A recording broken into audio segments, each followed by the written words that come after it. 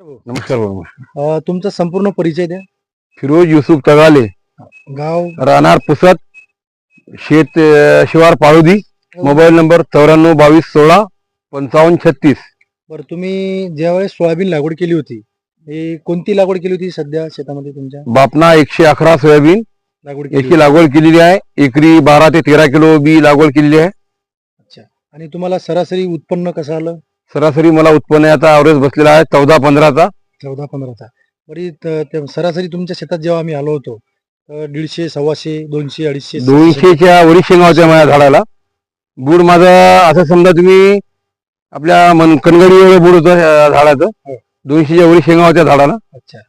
आणि त्याच्यावर असं येलो मोजॅकचा प्रादुर्भाव वगैरे काही? एवढं मोदक वगैरे काही नाही आलं. तुम्हाला उत्पन्न चांगलं आलं? उत्पन्न मला खूप एकदम चांगलं आलं. मी खूप समाधानी आहे. व्हेरायटी चांगली आहे का? व्हेरायटी खूप चांगली आहे. बरं. शेतकऱ्यांना काय आणि संदेश द्याल? सगळ्या शेतकऱ्यांना हेच सांगतो की येणाऱ्या वर्षी पुढच्या वर्षी बापना सोयाबीन लावा आणि लावगण करा. लागवडमध्ये अवरेजही येते, माल बी कमी लागते, खर्च कमी लागते, दाना चांगला ठोकळ. दाणा चांगला ठोकर होते. बरोबर नियोजन पद्धतशीर करा. लागवडीमध्ये खत पहिले टाकून द्या रोटर सोबत.